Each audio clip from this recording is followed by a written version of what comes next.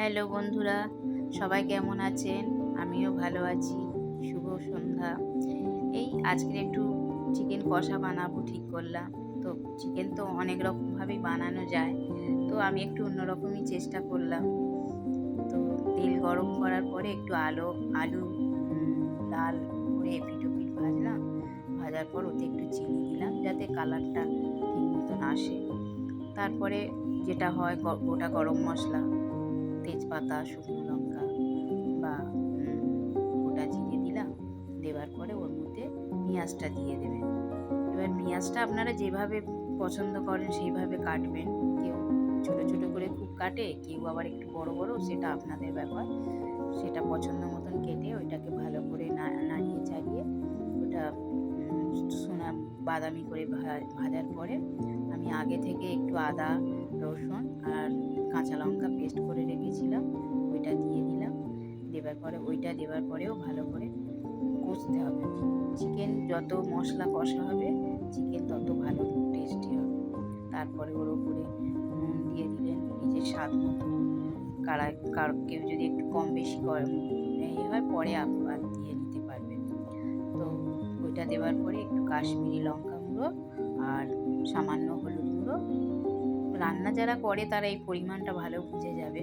তো সেইভাবে দেওয়ার পরে ওইটা যখন একদম তেলটা উপরে ভেসে উঠবে, দেখবেন কষার পরে কষতে কষতে কষতে তেলটা উপরে যখন চলে আসবে, তখন আপনারা এক এক করে চিকেনগুলো দিতে থাকবেন।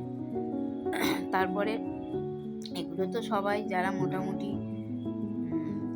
জানে সব কিছু, তারা রান্নার কখন কী দিতে হবে সেটা জানে। তারপর টমেটো দেবেন। টমেটো দেওয়ার পরে আপনি চিকেনগুলো দিয়ে নাড়তে থাকবেন। নাড়ার পরে কিছুক্ষণ নাড়ার পরে একটু ঢেকে দিলেন। ঢেকে দেওয়ার পরে একটু গ্যাসটা সিম করে দেবেন যাতে মাংসটা আস্তে আস্তে কষা হয়।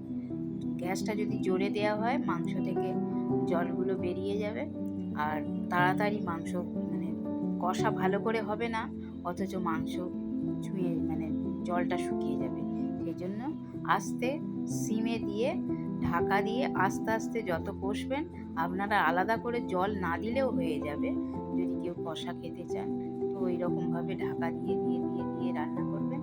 আর যদি কেউ মনে করেন যে না একটু ঝোল থাকবে, তাহলে পরে একটু গরম জল বা ঠান্ডা জলও দিতে পারেন, তবে গরম জল দিলে ভালো হয়।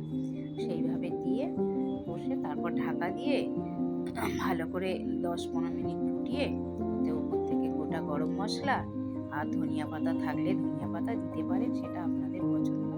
আর যদি না দিতে পারেন, না থাকে না দেবেন। গরম মশলা দিয়ে একটু নাড়াচাড়া করে ঢাকা দিয়ে রেখে দিবেন। ব্যাস, চিকেন কষা এবার হয়ে গেল। এবারে খাবার পরিবেশন করার পালা। নমস্কার।